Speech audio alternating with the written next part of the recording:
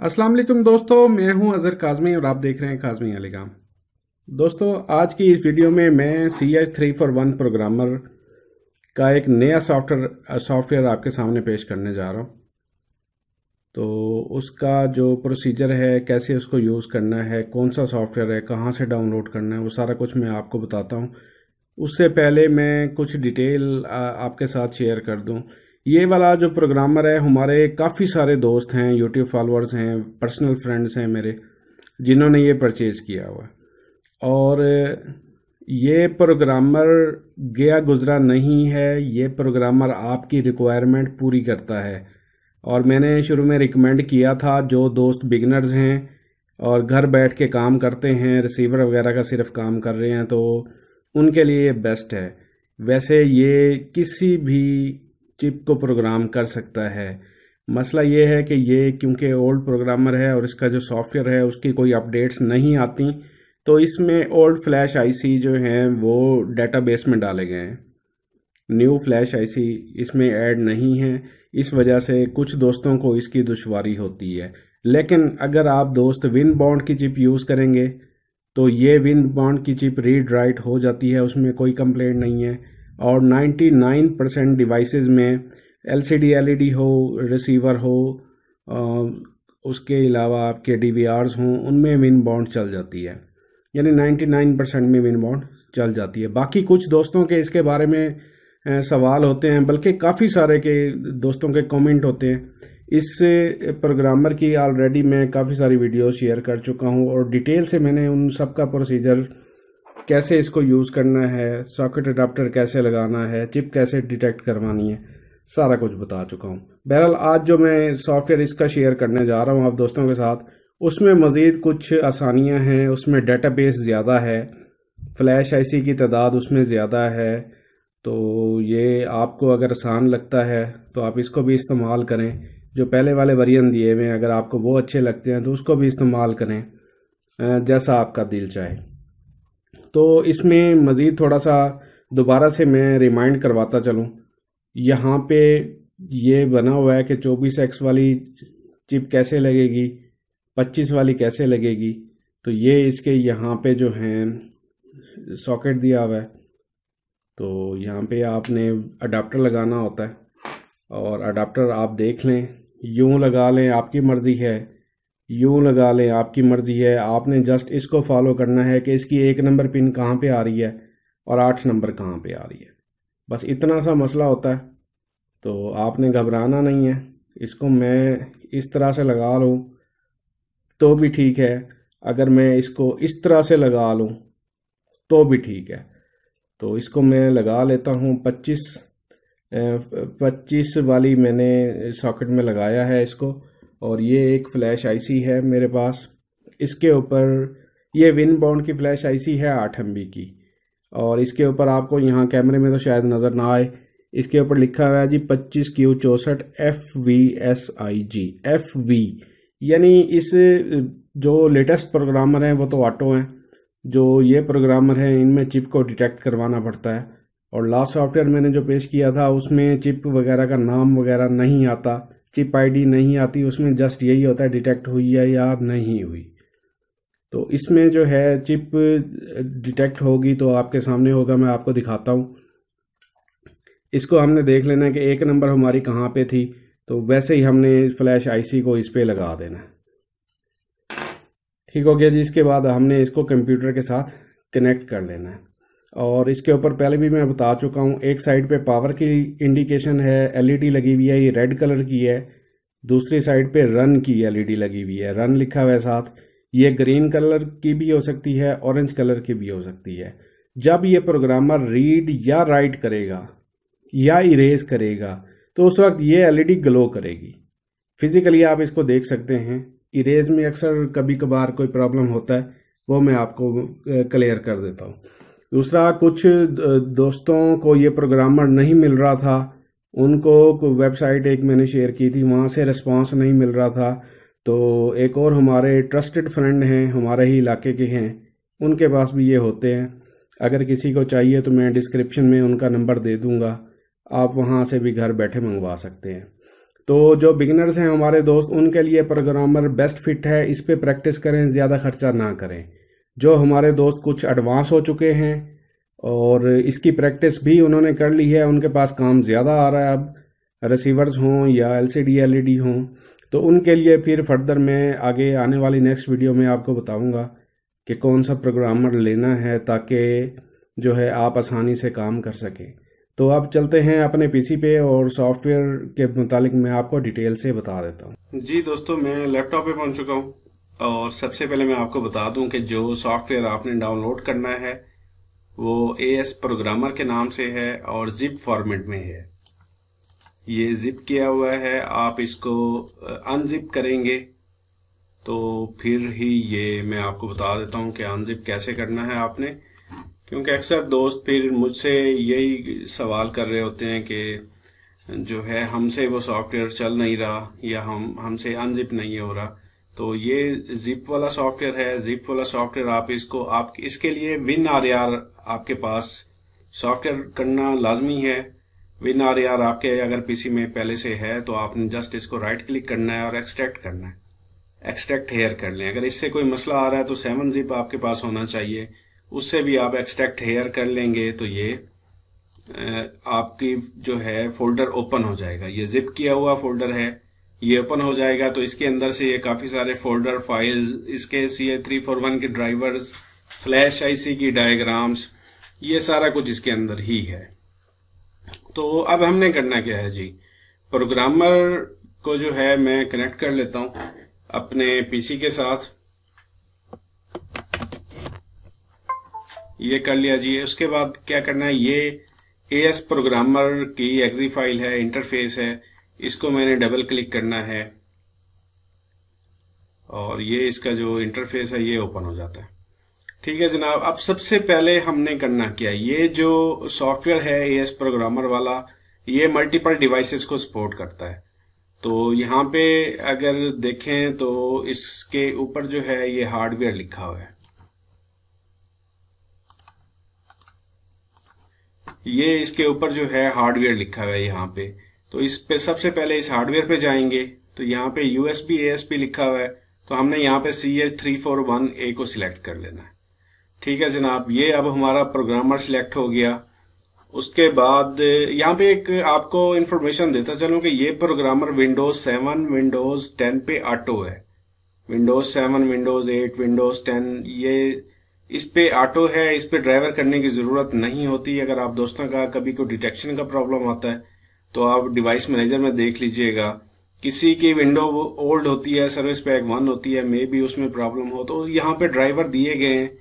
यहाँ पे ये फोल्डर ड्राइवर का पड़ा हुआ है, तो यहाँ से आप इसके ड्राइवर अपडेट कर सकते हैं। तो यहाँ पे आपको पता नहीं चलेगा कि प्रोग्रामर हमारा कनेक्टेड है या नहीं है, यो आपको काम करने से ही पता चलेगा। ठीक है जनाब। अब यहाँ से हमने हार्डवेयर सिलेक्ट कर लिया CH341 वाला।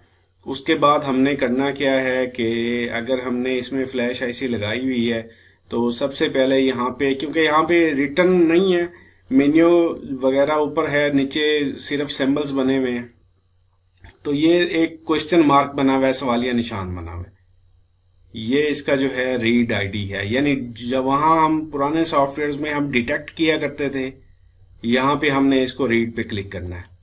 तो जैसे हम रीड पे क्लिक करते हैं, मैंने इसमें आपके सामने वो फ्लैश लगाई थी विनबॉन्ड की W25Q64FV वाली, तो यहां से मैं FV वाली जो है वो सिलेक्ट कर लेता हूं। इसको मैं डबल क्लिक करता हूं तो ये पीछे यहाँ पे मेरी आ जाती है। ठीक हो गया जनाब। अब मैंने करना क्या है, सबसे पहले मैंने इसको रीड करना है। ठीक है जी, ये यहाँ पे रीड है, ग्रीन एरो बना हुआ है, ये रीड है, तो इसको मैं क्लिक करता हूं तो ये रीड होना शुरू हो जाती है। ठीक है जनाब। इसमें जो है फ्लैश आईसी का साइज वो यहाँ पे शो हो रहा है और यहाँ पे उसका फ्लैश आईसी का नंबर शो हो रहा है और यहाँ पे ये इसकी प्रोग्रेस बार है और नीचे इसकी जो लॉग बन रही है, इंफॉर्मेशन और लॉग ये नीचे आ रही है। ठीक है, इस वक्त ये रीडिंग मेमोरी पे है, टाइम भी बता रहा है, रीडिंग मेमोरी पे है।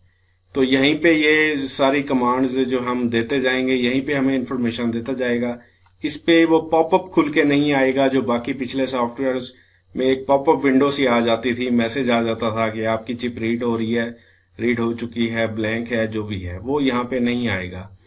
तो ये आप दोस्तों ने ख्याल करना है। ये हमारी चिप रीड हो जाती है तो इसके बाद हमने इसको राइट करना है, ठीक है। अगर ये ब्लैंक है, अगर ब्लैंक नहीं है तो सबसे पहले हम इसको ब्लैंक करेंगे, ब्लैंक चेक करेंगे। प्रोसीजर सारा वही है, जस्ट मैं जो है आपको यहाँ पे इस जो इंटरफेस है इनके, इस सॉफ्टवेयर के जो इंटरफेस हैं इनको मैं आपको बता देता हूं कि ये कैसे होंगे, ठीक है। ये रीड हो चुकी है, रीडिंग मेमोरी डन हो गया है, एग्जीक्यूशन टाइम इसने बता दिया है। 8 MB की चिप है इसलिए थोड़ा सा ज्यादा टाइम लिया है। तो ये बफर में इसका डाटा आ चुका है जी, ठीक है जनाब। तो अब हमने क्या करना है, इसको ब्लैंक करना है। इससे पहले मैं आपको एक और चीज बताता चलूं, जो मैंने जिक्र किया था कि इसमें डेटाबेस है काफी ज्यादा। तो ये सबसे पहले मेन्यू जो है ये आईसी की है। आईसी में अगर जाते हैं आप, यहाँ पे एसपीआई में जाएं तो ये देखें बहुत सारी फ्लैश आईसीज हैं जो यहाँ पे नेम दिए हुए हैं और फ्लैश आईसी के नंबर दिए हुए हैं। ये आप देख सकते हैं काफी सारी हैं ईओएन की, और इसी तरह जितनी भी यानी पुराने जितनी भी हैं वो सारी तकरीबन इसमें गीगा डिवाइस की हो गई, ये भी काफी सारी हैं, देख सकते हैं आप। और इसमें और भी काफी सारी हैं, विनबॉन्ड की भी है, अगर वहां से माइक्रोनिक्स की भी हैं। बहरहाल ये यहां से अगर आप खुद से सिलेक्ट करना चाहें तो यहां से भी सिलेक्ट कर सकते हैं। अगर यहां से आप क्वेश्चन मार्क से यहां से रीड आईडी करना चाहें तो यहां से भी कर सकते हैं। इसमें डेटाबेस काफी है, आप दोस्त खुद से देख लीजिएगा, वरना विंडो काफी लंबी हो जाएगी अगर हम उन पे बात करना शुरू कर देंगे। अब हमारी चिप रीड हो गई, रीड होने के बाद हमने क्या करना है, हमने इसको इरेज करना है। तो ये क्रॉस का निशान है तो ये इरेज है। जब हम इरेज पे क्लिक करते हैं वो हमें पूछता है कि वाकई इरेज कर दूं, हम कहते हैं यस। तो वो इरेजिंग मेमोरी है, इसमें जो है वो प्रोग्रेस बार नजर नहीं आती, इरेज पे थोड़ा कम टाइम लगाता है, लेकिन आपके प्रोग्रामर पे जो है वो ग्रीन या येलो लाइट जो है वो ग्लो कर रही होगी, उससे हमें पता चलता है कि इरेज हो रही है। अगर इरेज जैसे हम करते हैं फौरन हमें मैसेज आ जाए इरेजिंग मेमोरी डन का, अभी तो इसने 20 सेकंड लगाए हैं, ठीक है। अगर ये हमें फौरन मैसेज आ जाता है इरेजिंग मेमोरी डन, इसका मतलब है कि वो हमारी चिप इरेज नहीं हुई। तो उसमें चिप आईडी का भी मसला हो सकता है, फ्लैश आईसी खराब भी हो सकती है, लेकिन मोस्टली यही होता है कि इसके डेटाबेस में वो नहीं होता, तो इस वजह से ये उसको इरेज नहीं कर पाता। अगर इरेज नहीं कर पाता, रीड तो कर लेगा लेकिन फिर राइट नहीं करेगा। ये चीज आप दोस्तों ने ख्याल करना है कि इरेज करने में थोड़ा सा इसको टाइम जरूर लगाना चाहिए। फौरन कर देता तो इसका मतलब है कोई इरेज नहीं है। इसके बाद ब्लैंक चेक होता है। ब्लैंक चेक भी हम, ये छोटा सा एरो बना हुआ है साइड पे, ये इसका टैब नहीं है, इधर एरो बना हुआ है, तो ब्लैंक चेक करते हैं तो ये वेरीफाई मेमोरी करना शुरू कर देता है। अमूमन ये रीड की कमांड होती है तो इस पर ये थोड़ा सा टाइम लेगा, तो मैं इसको स्किप कर देता हूं, फिर आगे चलते हैं। जी दोस्तों, ये कंप्लीट होने वाला है। वेरीफाई मेमोरी जो है ये अभी हमें बता देगा। ये वेरीफाई मेमोरी जो है डन हो चुकी है, एग्जीक्यूशन टाइम दे दिया। अगर सम टाइम ऐसे होता है कि वेरीफाई नहीं हो पाता, या इस प्रोग्रामर इस सॉफ्टवेयर में अगर कोई मसला आएगा तो यहाँ पे ये रेड कलर में एरर लिखा, जहां पे डन लिखा हुआ है यहाँ पे एरर लिखा हुआ आएगा, रेड कलर में लिखा हुआ आएगा, तो वह हमें पता चल जाएगा कि इसमें कोई मसला है। अब हमने ब्लैंक चेक भी कर लिया, ओके हो गया, लेकिन मसला ये इसका बफर जो है वो, क्योंकि ये ऑटो नहीं है तो इसके बफर में वही डाटा रहता है। अभी हमने इसको ब्लैंक कर लिया है। अगर हम इसकी तसल्ली करना चाहें तो मैं इसे एक दफा बंद कर देता हूं और दोबारा मैं इसको रन करवाता हूं। रन करवा के मैं इसको दोबारा जो है डिटेक्ट करवा लिया मैंने।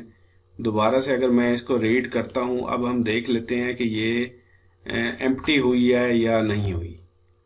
तो इससे हमें पता चल जाएगा कि हमारी चिप इरेज हुई है या नहीं हुई। ब्लैंक हो चुकी है तो हम इसमें सॉफ्टवेयर राइट करेंगे, अदरवाइज नहीं होगा।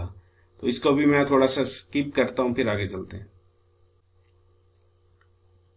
जी दोस्तों, ये कंप्लीट होने वाला है रीडिंग मेमोरी, और ये कंप्लीट हो चुका है। अब देखें दोस्तों, यहाँ पे जो है बिल्कुल ये ब्लैंक है, और इसमें किसी किस्म का कोई डाटा बफर में हमें नज़र नहीं आ रहा। इसका मतलब है चिप हमारी ब्लैंक हो चुकी है। अब हमने क्या करना है, इसमें प्रोग्राम राइट करना है। सबसे पहले तो हम फाइल ओपन करेंगे कि जिस जगह हमने फाइल रखी हुई है अपने सिस्टम में, वहाँ से हम फाइल का इंतखाब कर लेंगे। तो उसके बाद जो है हम फिर इसमें राइट कर देंगे। तो फिलहाल मैं ऐसे कोई भी जो है डमी कर रहा हूँ। ये सॉफ्टवेयर मैंने इसमें लोड कर दिया, बफर में लोड हो चुका है। यहाँ पे मुझे इन्फॉर्मेशन भी आ रही है कौन सा सॉफ्टवेयर मैंने लोड किया है और इसका साइज क्या है। इसके बाद मैंने क्या करना है, राइट करना है। ये इक्वल टू जहाँ पे लिखा हुआ है ये वेरीफाई है, और ये जो रेड एरो अंदर की तरफ जा रहा है ये रीड वाला था, ये राइट वाला है। रीड के साथ ही राइट है, इसके साथ लिखा हुआ है प्रोग्राम आईसी। इसको मैं क्लिक कर देता हूँ। उसके बाद जब ये राइट हो जाएगा फिर मुझे इस पे आके इक्वल टू वाले पे आके इसे वेरीफाई करना है, तो ये फिर वेरीफाई हो जाएगा। अगर इसका एक और प्रोसीजर होता है, यहाँ पे एक एरो बना हुआ है राइट के साथ ही, तो यहाँ पे देखें ये लिखा हुआ है अनप्रोटेक्ट इरेज प्रोग्राम वेरीफाई। कुछ फ्लैश आईसी जो हैं वो प्रोटेक्टेड होती हैं, यानी उनमें हम राइट नहीं कर सकते जब तक उनकी प्रोटेक्शन लिफ्ट ना की जाए, हटाई ना जाए। तो इस सॉफ्टवेयर में ये ऑप्शन है। अगर अलग से भी इसकी ये यहाँ पे कमांड है अनप्रोटेक्ट की, अगर यहाँ से करना चाहें तो कर सकते हैं। ये बैच इनपुट है, बैच कमांड है, यानी एक ही कमांड हम देंगे तो ये सारे काम खुद ही करेगा, 1 बाय 1 हमें नहीं करना पड़ेगा। हमने सॉफ्टवेयर लोड कर लिया, उसके बाद अगर हम इस पे क्लिक कर देते हैं और यस कर देते हैं तो ये खुद से जो है सबसे पहले ये इरेज कर रहा है। इरेज के बाद ये राइटिंग शुरू कर देगा, प्रोग्रामिंग के बाद फिर ये वेरीफाई करना शुरू कर देगा, और ये सारा काम जो है खुद करेगा। हमें बार बार यहाँ पे ये सिलेक्ट नहीं करने पड़ेंगे। ये बैच कमांड है, अगर आप 1 बाय 1 करना चाहें तो वो भी कर सकते हैं। इरेज उसने कर लिया, इरेज डन आ गया। फिर उसने क्या किया, ये प्रोग्रामिंग मेमोरी और वेरीफाइंग ये इकट्ठे करता जा रहा है। इसके बाद ये डन कर देगा। इसको भी मैं थोड़ा सा स्किप करूंगा, फिर आगे चलते हैं। जी दोस्तों, ये कंप्लीट होने वाला है और इसमें यहाँ पे हमें ये मैसेज आ जाएगा। ये देखें जी, ये प्रोग्रामिंग वेरीफाइंग डन हो चुका है, एग्जीक्यूशन टाइम भी इसने दे दिया है। तो ये हमारा काम यहाँ पे ख़त्म हो जाता है। ठीक है जी, हमारी जो चिप है वो इस वक्त राइट हो चुकी है। अब एक और चीज़ आप सोच रहे होंगे कि मैंने बताई नहीं है, तो वो भी मैं आपको करके दिखा देता हूँ। कि मैंने बताया आपको कि लिस्ट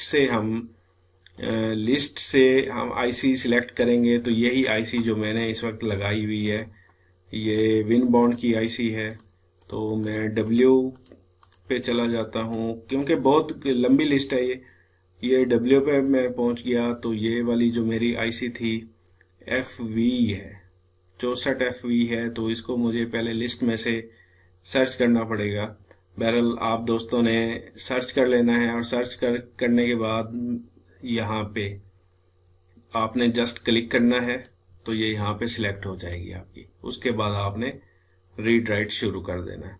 ये थी दोस्तों आज की वीडियो। उम्मीद करता हूँ आपके नॉलेज में काफ़ी इजाफा हुआ होगा। और ये जो सॉफ्टवेयर है ये डिस्क्रिप्शन में मैं इसका लिंक दे दूंगा, और मेरी वेबसाइट पे भी ये अवेलेबल होगा, जहाँ से ऑलरेडी आप सॉफ्टवेयर डाउनलोड करते रहते हैं। तो नेक्स्ट वीडियो तक के लिए अल्लाह हाफिज़।